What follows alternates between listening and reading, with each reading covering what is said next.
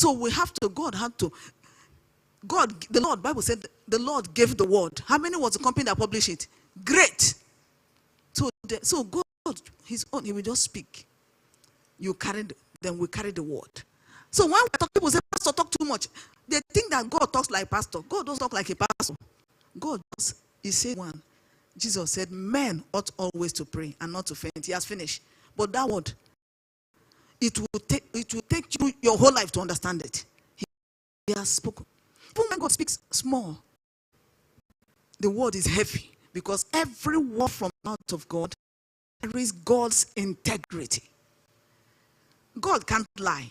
Once he has said it, he has said it. If God now comes and God wants to joke with you and say, big head, how are you? Sorry, your head will double 10 times now. You will just have a big head. So that's why you see God doesn't make jokes. He doesn't make jokes.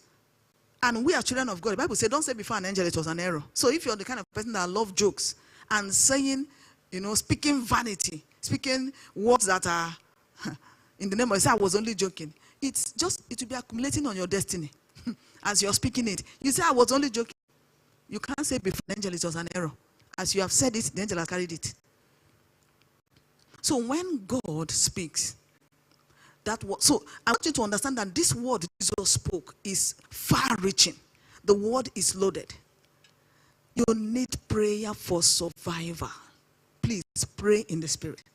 Not that in prayer, there are lots of challenge in praying. Because most of the time when you're praying, for the first 30 minutes, your mind is not even there.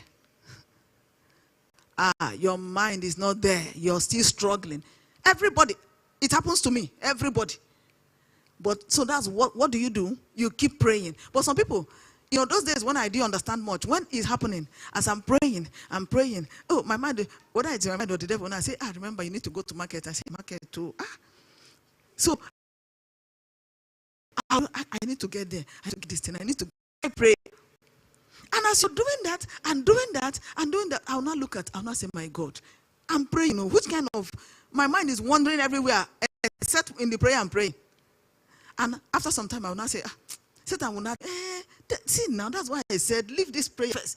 You have things to do, leave it. Don't leave it. I'm now teaching you how to handle such. Satan will tell you, there is no need. Continue, keep pressing.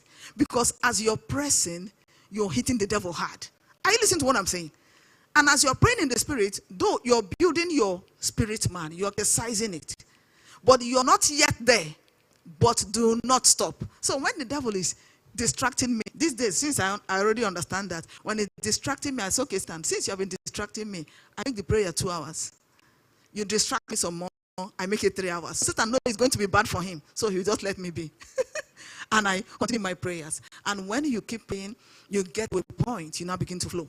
You get to a point. So don't stop. The plan is to make you stop.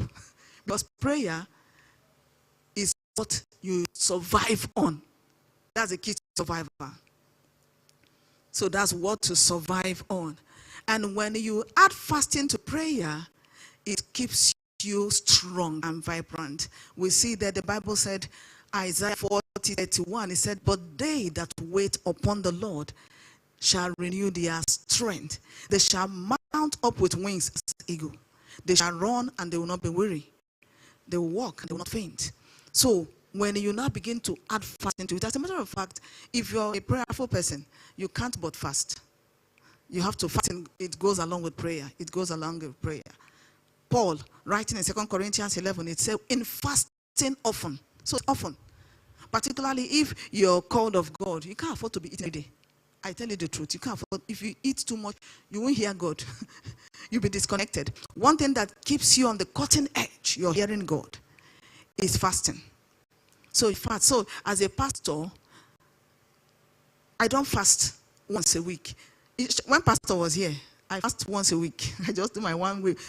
Like every other person, I fast once a week. During prophetic warfare, I fast 3 days, But from the time I took over pastoring, if they bring food, you won't want to eat because you want to hear God. So my fasting goes from 3-4 days every week. It just has to be like that. If you don't do like that, you will just be in the flesh. So you need to be in the spirit. That's why if you have to go up higher, if you have to increase spiritually, You have to increase your fasting days. You want to grow spiritually, you increase your fasting. And the Bible told us when ye fast. So not if. Say, me, I don't like fasting. I choose prayer over fasting. No. You have to fast. When you fast. Because it is expected that you should fast. Remember the men that went to pray in the temple. There are two men that Luke 18. Two men went to pray. One came before the Lord. He said, Lord, I fast twice every week. The man was making his boast before the Lord. He said, I fast every week. I pray. I do this. I do that. And he was telling, that tells you that that's what you should do as a believer. It's not that they are begging you to fast. That you eat all week round. You will just be in the flesh constantly. You all week round. And you won't be able to pray. If you're always eating, you can't pray. I can assure you.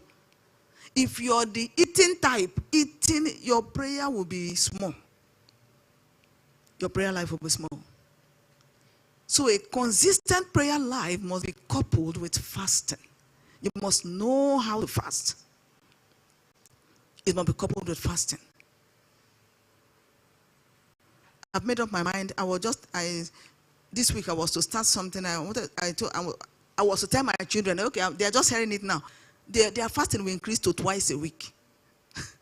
Every week, at least fast twice. In church, we fast once. That's for the babies. They have to fast twice now. Because that's how to grow strong. That is how to grow strong.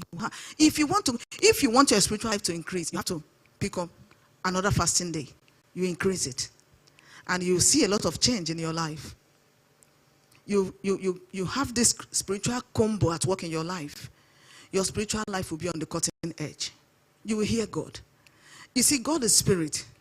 God is a spirit, the Bible tells us. And worship must do so in spirit and in truth. God will not come to your level. You have to come up to his level. God will speak. He comes here. That's why most of the time, why some people will dream, is only through dreams or talk to them. God will look for every way. God will go like this.